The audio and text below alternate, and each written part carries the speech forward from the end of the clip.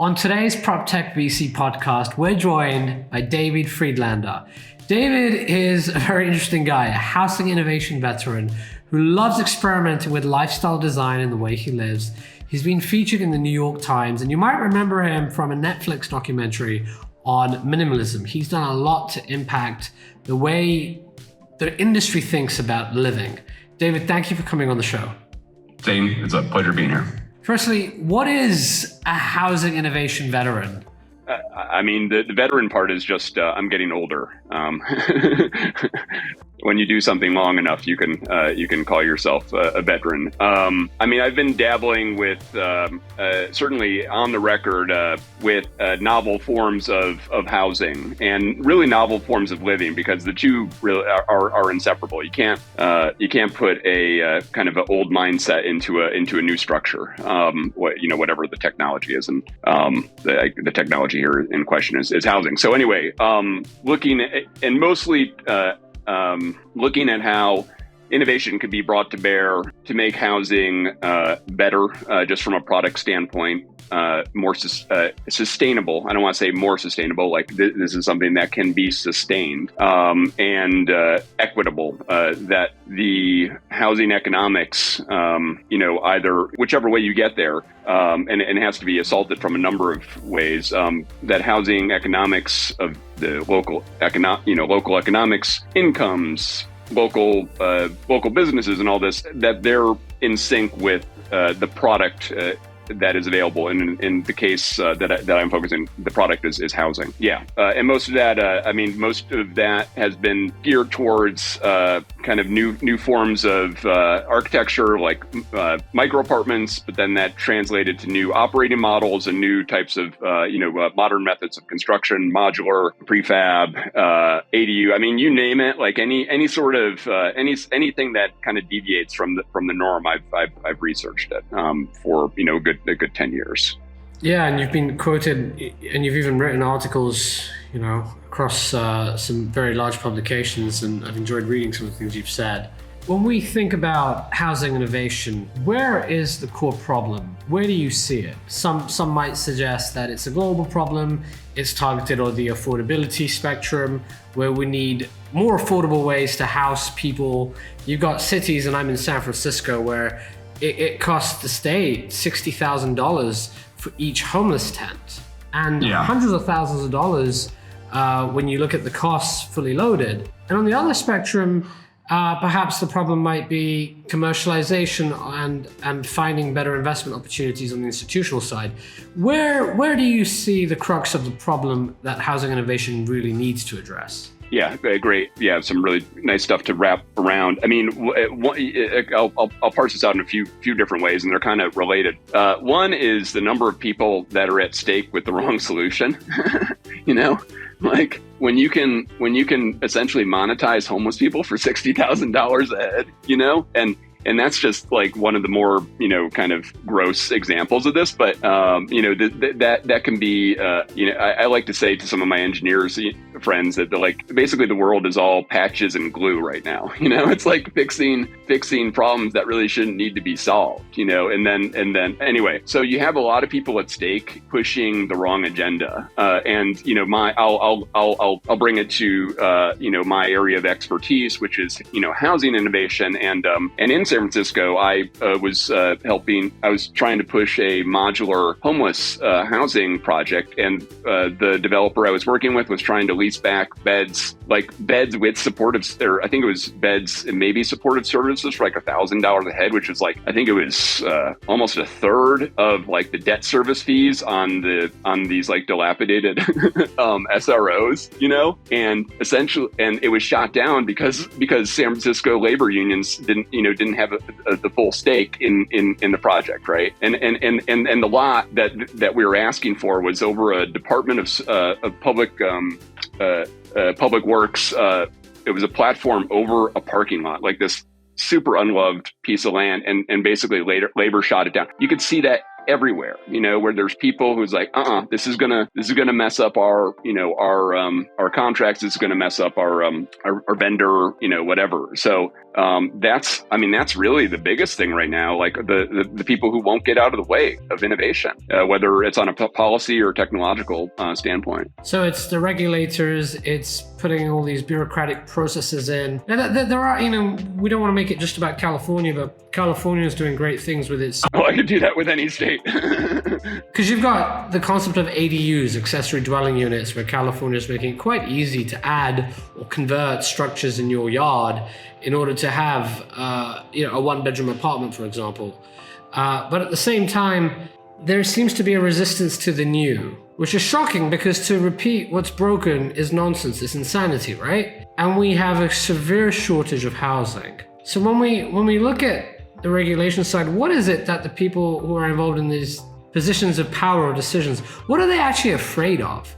They're literally afraid of anything being disruptive and disrupted. And it's not just, it's not just the fear of new, because I want to be clear, particularly in San Francisco, I have a number of hometowns, and I'm in Boulder, Colorado right now, but I've spent a lot of time in the Bay Area, 19 years in New York, but strong ties, DC, Boston, everywhere. Anyway, more or less the same phenomenon has been going on. This is what I've been talking about, like in terms of product, all right? They've been building new stuff, but it's not the right stuff. And it seems like a minor detail, but it's not, And, like you're in San Francisco and they, they put up the Millennium Tower, right? And like, oops, we shortchanged on the engineering. And essentially, here's this is, I think I threw you. Just for some of our listeners, it's hilarious, but why don't you, well, it's not hilarious if you bought or you. You probably know more about it than I do, but Yeah, it's pretty terrifying because I believe that's the building that's slowly tilting, and they have spent, or they've budgeted hundreds of millions of dollars to repair it after lawsuits. It's a big building. It's a big building, and it's very difficult to address, this problem. And I do appreciate that there is a requirement now to have a section of your projects to have lower income, affordable.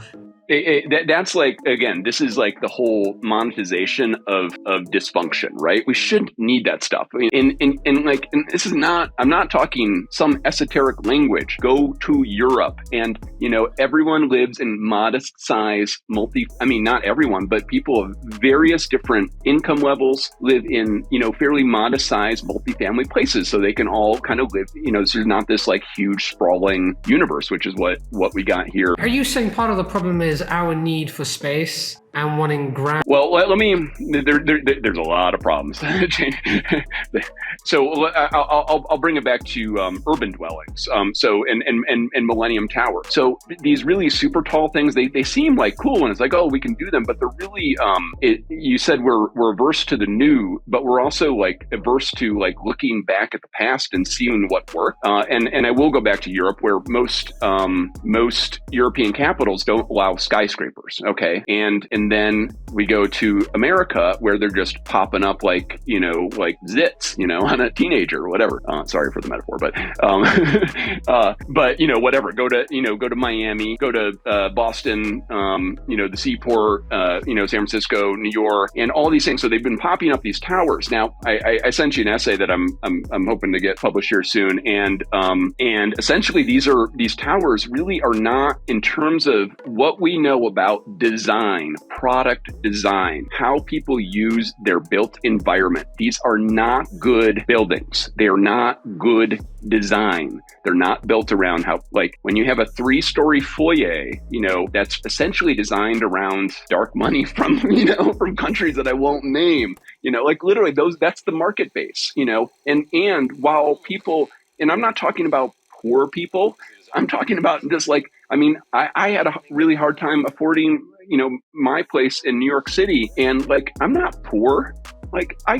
This is ridiculous. When you build a Millennium Tower or whatever it is, the super tall on Park Avenue, the super talls in New York City around these markets that really are detached from any sort of, who the workers are in the neighborhood. It's like, it's so offensive from a product standpoint, like to say that that's the best that we can do with this assemblage of hard fought labor and, materials. Why don't we build something cool? And that's always been my thrust. Let's build something different. Let's build something that's on point with the data. It's on point with the climate data. The seas are rising. The temperatures are getting more violent. The temperature swings are getting more violent. I'm in Colorado. There's a lot of issues with Colorado, hell, San Francisco. Air quality, right? When it bumps up to 250, we need to start dealing with this stuff, and yet there's no responses. Letting the needs of stable capital market growth trajectories, basically the security of some local council member, like those things need to come way behind housing affordability, climate adaptation, and just making places vibrant, beautiful places to live, which seems to not be a priority in this day of the Paneraization of America. So you talk about cool and new, and some of our listeners are going to be skeptical and thinking, wait, houses are houses. Why do you want to try to build something cool and new? You want something that works, and surely the current model, the current methodology works well. That's going to be what you're going to hear from many people. You don't want to be experimenting with people's houses. And I'm playing the devil's advocate here, obviously, because I'm hosting the damn podcast and we're talking about PropTech, right? But help me understand, what do you mean by cool and new? Because a lot of people struggle to understand what is the need for this. And this seems to be a very niche type of very high-tech forward view, not something that can be implemented at a mass level. And I know that's not the case, right? But how do you help get that message across? Well, I mean, the big thing is to differentiate different. I'm as much as I try to. I think I try to have a cool guys to disguise what a classicist I am. I'm far more into ancient history than I am into current events for good reason, and they seem to be the same thing anyway. So, so I'm not actually suggesting anything new. In fact, most of the stuff I'm pointing to is very much about classic ways that humans have organized themselves and looking at the data. And I harken back to an article that. It was ragging on suburbs, and I'm from the suburbs. Okay, I'm from America. I am the byproduct of a multifamily real estate, a greenfield multifamily real estate developer's, dream for like a multicultural, suburban dream, and it turned out to be a nightmare in the long run. This article was about, I think the name of it was why even. Sorry for your listeners, but I didn't write it. Why even driving through the suburbs is a soul-sucking experience. And essentially what the author did really nicely is said, we go to whatever, Florence, right? I don't know if you've ever been to Florence or Munich or the historic district of Paris or I don't know. We go to these beautiful. I've been to Marrakesh, right? And these places that are beautiful. They're not beautiful for no reason, right? They are actually the accretive product of millennia of design, and essentially we've ditched that design process, because we can build bigger houses, but do we need them? Is this the right product? I mean, we could build an iPhone the size of a house, but do we need to? It's a lot more convenient to put it in our pocket, right? And so many people have these. I mean, literally have these, suburban-sized iPhones as far as residential needs go. They have these humongous homes that essentially are literally at odds with both nature, capital N nature. There's the way the ecosystems work, the resource management work, but really, really work against the way that people work. And again, referring back to the article, it's you go to these old cities and it's, you walk down in the streets and there's life. I mean, you're in San Francisco, and I know San Francisco's having problems, but I was in New York for a long time, and I'm in Boulder now, which is actually a fairly contained area too. And it's nice to be around people that it's nice to be able to walk or bike where you want to go instead of having to drive everywhere.